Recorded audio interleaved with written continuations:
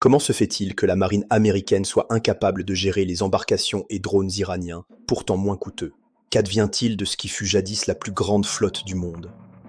Cette marine prestigieuse est impuissante face à un adversaire plus faible. Pourquoi les États-Unis ne parviennent-ils pas à contrer ces embarcations, ces mosquitos et ces drones? Voici 5 raisons convaincantes. Tout d'abord, parlons du fleuron de la marine américaine, les porte-avions. Les États-Unis en possèdent 11, le plus grand nombre au monde. Le Gerald R. Ford est le plus grand navire du monde. Et c'est précisément là que réside sa faiblesse. L'Iran l'emporte par le nombre. Selon Reuters, les drones iraniens de type Shahed coûtent entre 20 000 et bien plus l'unité, tandis qu'un seul intercepteur de pointe de l'US Navy peut coûter des millions. De plus, pour vous donner une idée de la symétrie de cette guerre, considérez la valeur d'un missile Patriot, qui avoisine les 4 millions de dollars.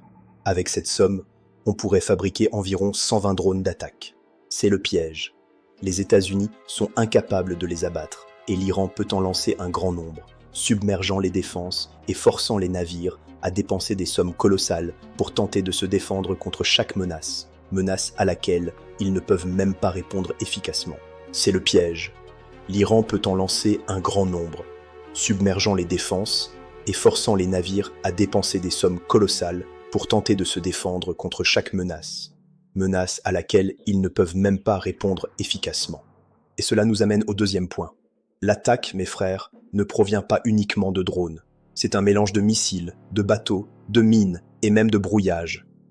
Lors de la tentative de Donald Trump d'ouvrir le détroit d'Ormuz, l'Iran a riposté avec des missiles et des embarcations légères. De plus, des experts maritimes ont décrit les tactiques iraniennes comme un système de menace à plusieurs niveaux, employant des missiles côtiers, des drones, des mines et du brouillage électronique pour semer la confusion et retarder les décisions. Ce brouillage électronique a perturbé le vol des avions, les contraignant à émettre le code d'urgence 7700 avant de disparaître des radars. Ont-ils réussi à rejoindre un lieu sûr ou sont-ils restés perdus dans le détroit d'Ormuz? C'est l'avantage stratégique de l'Iran. Le détroit d'Ormuz est tout à fait favorable à son défenseur. C'est une voie navigable étroite, très proche des côtes iraniennes. Il ne s'agit pas simplement d'un détroit de 34 km. Pour les grands navires, le passage est réduit à 2 chenaux très étroits, l'un pour l'entrée et l'autre pour la sortie, séparés par une bande de terre très étroite, une zone de sécurité. Imaginez que vous sortez d'une autoroute et qu'elle se rétrécisse à une seule voie dans chaque sens, avec la difficulté supplémentaire que ces 2 voies doivent en faire demi-tour, comme vous l'avez vu sur la carte. Cela réduit considérablement la vitesse, empêchant les destroyers américains d'ouvrir le détroit.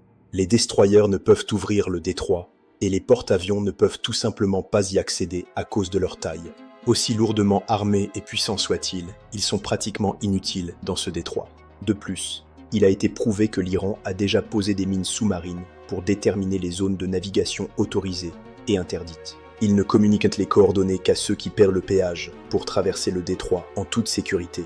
Dans une telle situation, mes frères, l'Iran n'a donc pas besoin de détruire la marine américaine. Cela suffit à rendre le passage trop risqué pour les pétroliers, les cargos, les compagnies d'assurance et les destroyers qui, face à la menace de naufrage, préfèrent ne pas prendre le risque, car beaucoup ont déjà tenté l'expérience et ont fini par couler ou ont été remorqués vers des ports iraniens. La tactique de l'essaim est cruciale. Les vedettes rapides et les drones iraniens sont extrêmement difficiles à neutraliser complètement. On estime que l'Iran possède des milliers de vedettes rapides, dont beaucoup sont dissimulés dans des tunnels côtiers ou des bases navales. On estime que l'Iran possède des centaines, voire des milliers, de vedettes rapides, dont beaucoup sont dissimulés dans des tunnels côtiers, des bases navales, ou peut-être mêlés à des navires civils. Bien que les États-Unis aient neutralisé une grande partie des vedettes rapides de leur marine, ce n'est pas leur seul arsenal, et ils peuvent rapidement en déployer beaucoup d'autres par ces tunnels. Ces embarcations, d'ailleurs, peuvent être utilisées pour transporter un missile de croisière, poser des mines et créer de petites plateformes qui se déploient, attaquent, se déplacent et se dissimulent rapidement avant qu'un destroyer américain ne puisse les repérer. Ces embarcations, d'ailleurs, peuvent être utilisées pour transporter un missile de croisière, poser des mines et créer de petites plateformes qui se déploient, attaquent, se déplacent et se dissimulent rapidement avant qu'un destroyer américain ne puisse les repérer. Ce n'est pas une question de taille ou de technologie supérieure, c'est une question d'utilisation efficace des ressources. Ce n'est pas une question de taille. Ce n'est pas une question de technologie, c'est une question d'utilisation efficace des ressources afin de pouvoir